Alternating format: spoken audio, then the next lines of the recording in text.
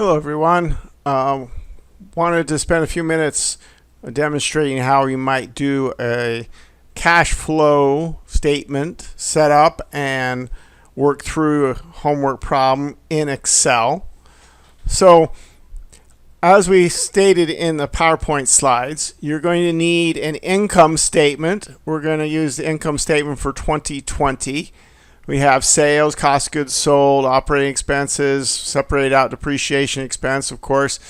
That's because that's a non-cash expense, as we'll see soon as we get into it. We got a gain, we got a loss, got income tax expense, and net income.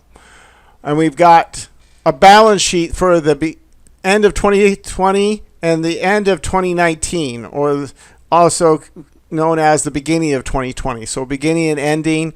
Make sure that when you put these together, you know which one is which way they're going, so that you know whether it's an increase or a decrease, right? Because that's what needs to be put on the cash flow, is the change. So here's the two balance sheets. Again, these were all given to us in the problem. I've just set it up so it's easy to calculate the difference between.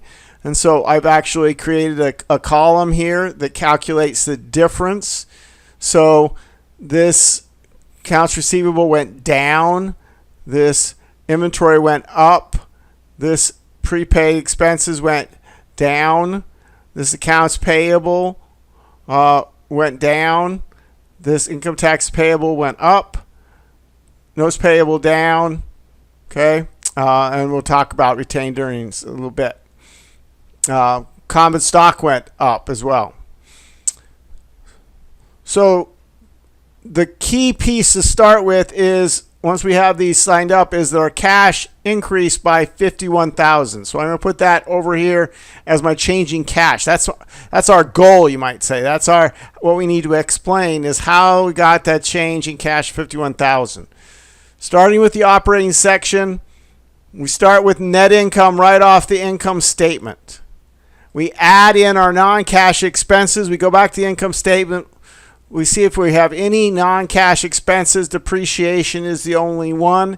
So we add that there as a positive. Then the next subsection of operating is gains and losses. We subtract the gain. So we do just the opposite of what we did on the income statement. We subtract the gain and we add the loss. All right, that's the second subsection of the operating. And then we deal with the operating assets and liabilities.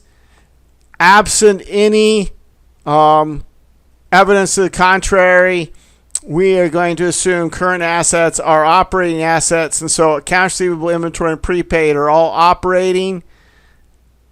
And we're going to decrease. Accounts receivable is added, right? Increase in inventory is subtracted. So increases in assets are subtracted, decreases are added, and same thing with the decrease in prepaids. Jumping down to our current liabilities, accounts payable, income tax payable are our current liabilities. We decrease was $10,000. Okay, that's a payment.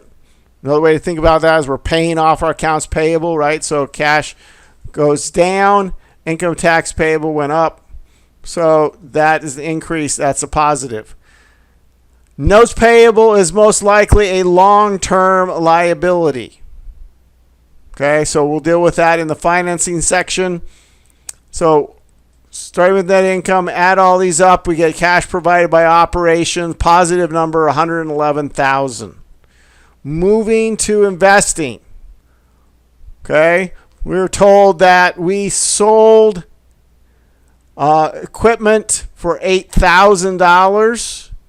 All right. And we sold some investments for $9,000. So we have cash received from the sale of equipment. We have cash received from the sale of investments. Okay. Now, figuring out the cash paid is a little more difficult. Okay, so we know what our beginning property plant. Let's do the investments. I guess we did the equipment first on this. So let's do that first. The 221 was the old assets, the 245, and I just do this so I gave you a formula in the PowerPoint slides that just reads like a sentence. This is doing it the same thing with the T accounts / journal entries. So we start with the 221. We have 245 at the end. We sold equipment that originally cost us $23,000. Okay?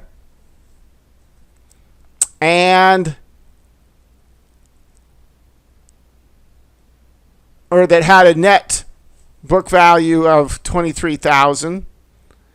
And therefore, the only way that would balance is if we bought equipment of $47,000. So that was a negative. Let's change our number to accounting so that it does it.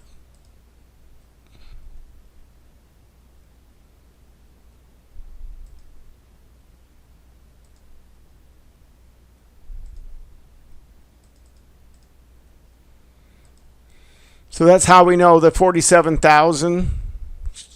In investing, the same thing. We know that we sold investments for 13,000. We started with 31, ended up with 18. Okay.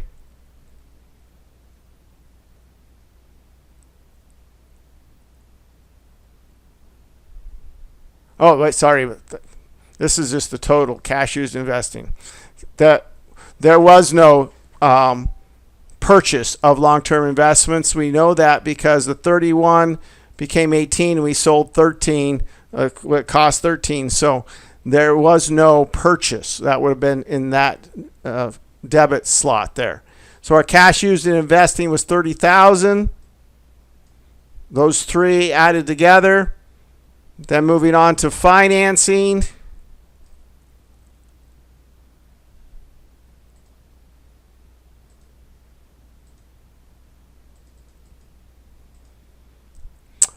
We have received for common stock is the 8,000 change in common stock. We have no additional paid-in capital. Otherwise, we would look at both of those together. How do we get the cash paid from dividends?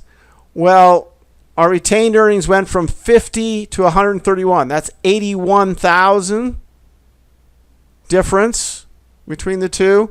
But our net income was 103. So the difference between 103 and 81 is 22,000. That's how much we must have paid in dividends. How did I got currency instead of accounting. Get the comma. Cash used in financing is also 30. Oh, we need to do the notes payable.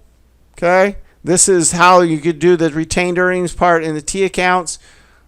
We started with 20. And we down to 4, and we paid 16. So there was no new borrowing. If we had borrowed more money, that would have gone this side to make this equal.